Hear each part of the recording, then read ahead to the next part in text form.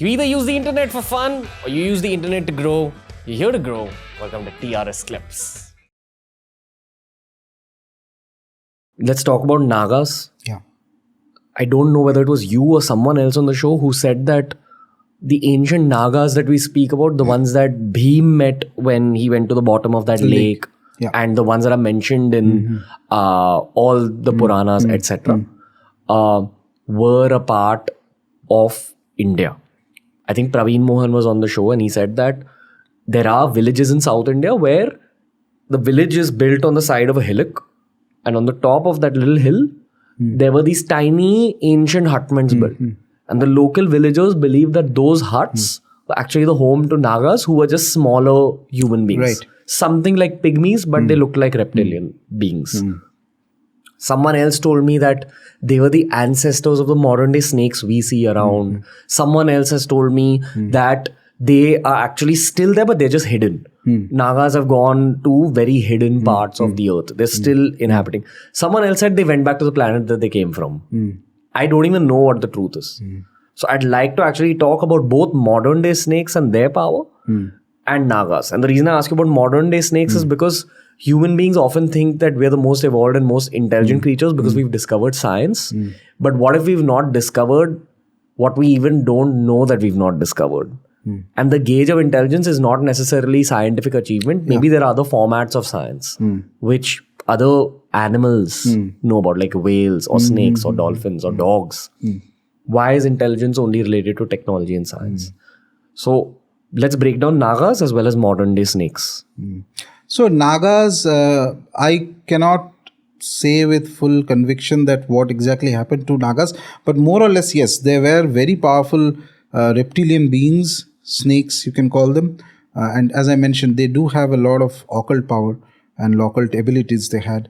And they're very powerful to the extent that they can manifest the various, they could, at least we have texts that mention that they could manifest the various siddhis are the special, powers, for lack of better words, that can come to an individual or a yogi who goes to a very high level. Those they could manifest.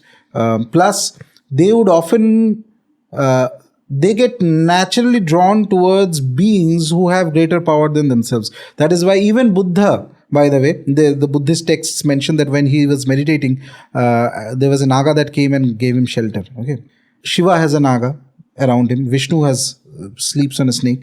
Devi has lot of, Ma Tara's iconography will have snakes, tied to her anklets are snakes, her yeas are various things. Okay. So Nagas are basically, let's look at this way. You can think of them as creatures who had a lot of evolved spiritual knowledge. Certain specific techniques of spirituality. Spirituality is not just a simple one-way track. It is like it's like a tree. The Bhagavad Gita describes spirituality as an inverted tree. Okay, so it's a tree with multiple branches. With so many, there's yoga is there, pranayama is there, tantra is there. In tantra, dakshinachar, vamachar is there, aghora is there. So many devatas are there. It is not at all a one-track thing. It depends. Why is it there? Because there are going to be different types of individuals. These are all parts. So certain specific types of spiritual progress, spiritual paths, the Nagas had absolute mastery of. From the Nagas, we have the Yoga Sutras, the Patanjali's. Patanjali himself was a Naga, it's believed to be. And some of the techniques of yoga come from them to us. It's like they brought this knowledge to the world. I feel, when I study these things, that what they gave is very exclusive and not fit for living, not just yoga. There are other aspects of them. Their knowledge is not fit for the average common human being, because human beings are not yet that evolved to take that kind of a knowledge or execute them. Maybe one or two individuals at some places may have done that, but others do not have the capacity for it. Their techniques are very intense. Sometimes it is possible for an individual to have a Naga as a benefactor also, by the way. Benefactor means somebody who protects you. It can happen through a ritual, or it can happen automatically also. This is exactly what the Naga is doing when he is coming and putting up his hood in front of Buddha, who is meditating for so many days, because there is a higher level spiritual power that is there, so it automatically comes as a protector. The same thing is happening in another format when there is it's not a Naga, but from that, the current day snakes that we have, they have some kind of a link. Okay. So when that ritual is going on, or any ritual is going on, the snake comes and it does a pradakshina and it moves around without harming anybody. That's very important. And here is the catch. If you get scared of it, that automatically indicates that you do not have that spiritual power to be steady and calm in the presence of that entity or being, or that's Naga or snake, etc. Then it is either not going to come to you or it is going to react to you. Okay. So that is what Nagas are. Even today, Naga worship, by the way, happens. In Kerala, there are temples of Nagas.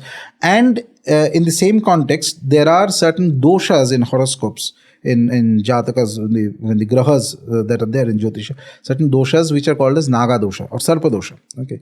Which, if present in an individual, is going to cause you a lot of friction in life, lot of badhas, sometimes difficulty in conceiving children, getting married, happiness, various things. Okay. So when those are there, it's a standard dictum to get specific rituals and pujas done in specific kshetras in order to calm them down. So Nagas are, at one point, their engagement with our civilization was far deeper. Now, whether Nagas went back to their realm, I personally feel, and I'm just speculating because I have no direct knowledge of this, I personally feel that no, there are still Nagas, but they are more hidden in their own domains, and they will not appear to you until you have achieved a certain degree of proficiency. There's a interesting anecdote, a story that comes in, and I had read it in Sri Aurobindo's writings. Once he was meditating. I think he or the mother, who was his spiritual consort, I think she was meditating on Sri Aurobindo, and this meditating on the problem that why is there poverty, and then he goes to a certain realm. Okay, and I'm just telling it as it is written. Okay, goes to a certain realm and then sees that there is a huge amount of wealth kept in that realm, and they ask, but there are Nagas, 2 or 3 Nagas who are guarding that wealth. Okay. And then they ask them that why is not this released to the world, because there are people who suffer from, etc. And they say that there's a price for this. There are certain base human instincts, until you overcome them, this will not come to you, which means that poverty is always going to exist. Okay. And he writes that down. Any other person would have told me this, I would have perhaps thought that it's his imagination or something. But Sri Aurobindo was a very evolved yogi. Okay, he's not the kind of the mother that to make up something like that. But that also ties with some other colloquial stories that in local languages, in local different parts of India we have, which mentions that Nagas sometimes guard wealths and very rare treasures. It could be a physical treasure. Wealth means there are different categories of wealth in the world. One is the money. Money is the easiest form of wealth, but there are precious gems. There are some kind of hidden stones or things like that. So they may guard those wealth so that it doesn't fall into the hands of undeserving or something like that. See, snakes have this thing. Snakes, there are 2 types. One is the evolved snakes. And then there are the lower category of snakes, which are which are not particularly favored, by the way. For example, we have this, we get from the texts the story that Rishi Kashyapa had 2 wives, Diti and Aditi. And from one, the gods were born, Devatas were born, and from one, the lower beings were born. So one of them had children who were snakes. So one of the things the normal snake has is that snake has jealousy. Jealousy means no. Let's take it as a symbolism. I'm not saying that in a specific that a snake has jealousy. No, the snake symbolizes at the lower realm that clinging to something. Why is that person getting it? Mere ko kyun nahi mil raha hai? That sense is symbolized by snake. I'm not saying that actually snake has that feeling of love or jealousy, but snake's presence, ordinary snake's presence, can indicate at the negative sense jealousy. And this is exactly the doshas that reflect into the horoscope when there are Naga, Sarpa doshas, etc. and many other things. It causes problems of, as I was saying, whether somebody is not able to get married or not happy or things like that. And there's no amount of upasana of normal deities who are going to cure you of that. Because you have done some karmas in past with respect to snakes or something. And often it happens that if you kill snakes, it can manifest more strongly. If not in this lifetime, then in other lifetimes. Okay. I have a small story I want to share, which I have not said on the show, and I actually feel very bad talking about this. But I'm still going to talk about it. My building, like the building I grew up in, my family's building, and my neighbor's building had a net in the middle, like a metallic net, like a jali. And when I was 16 one day, I just heard a lot of shouting happening in the compound. So I went out and saw from my balcony, tried to figure out what's happening. I could see something is stuck in that jali, and you know where the story is going. It was a grey colored snake. Okay. And my watchman was also freaking out. And he was a calm guy usually. You know, he was a gardener. He was very in sync with nature. But I saw him freaking out for the first time. I saw people collecting around these two buildings. And this one gentleman came in, caught the snake with a stick. And I was excited. So I went down to see what's happening. But I'm just a 16-year-old observing this. Right. First of all, I felt damn weird that in 16 years, I'd never even seen a snake in my life. This is the first snake I saw. I'm curious to see what he's doing with the stick.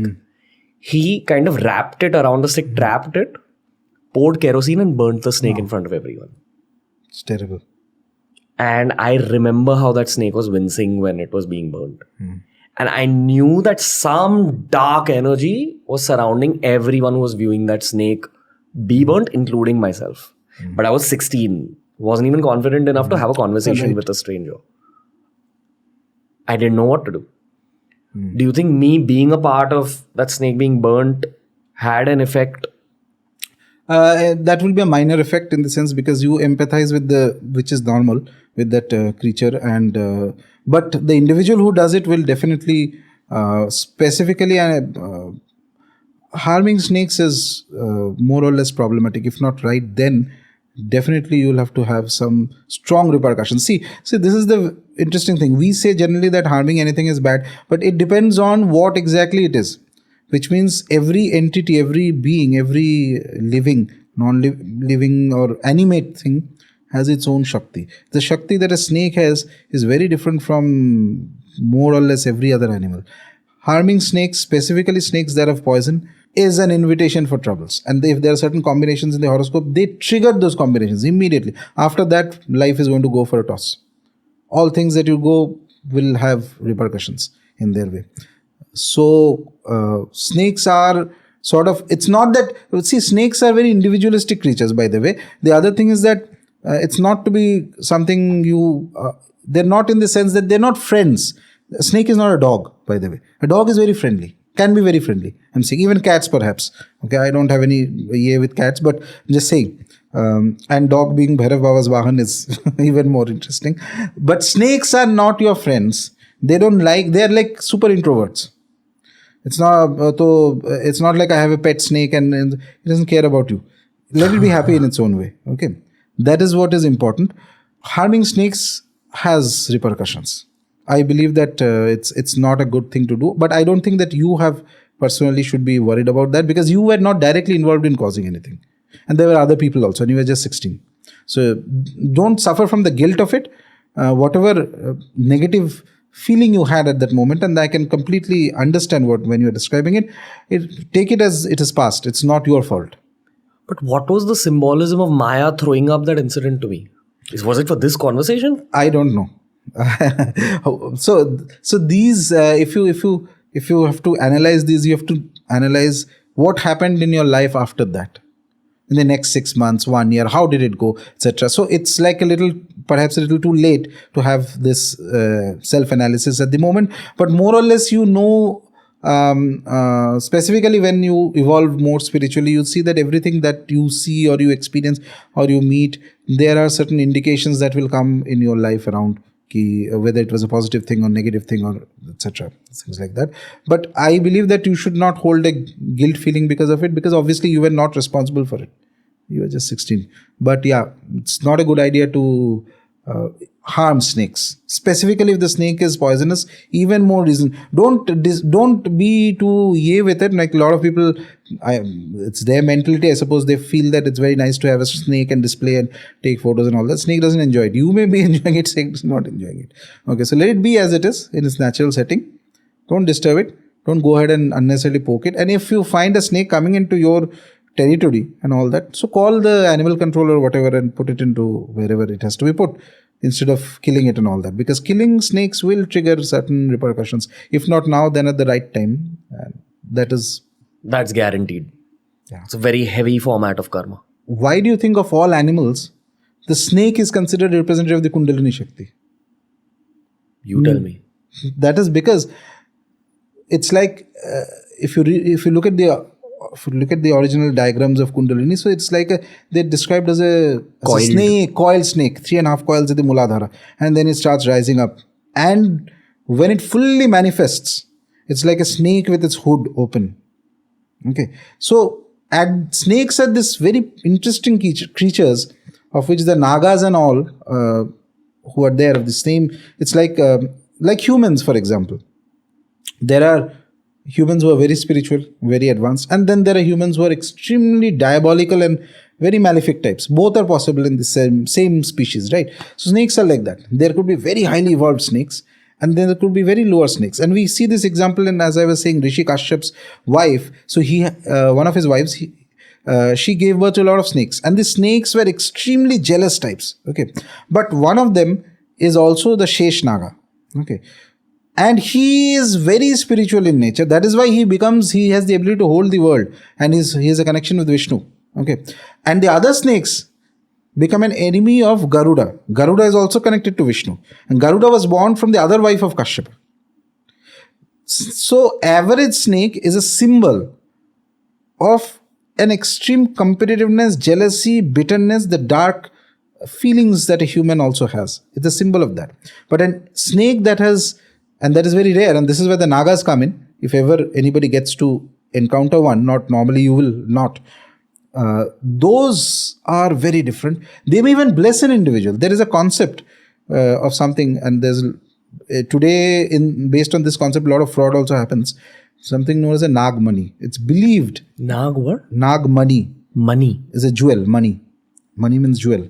So it's believed that certain Nagas, when they live up to a long time, they develop a certain kind of jewel in their head. Okay.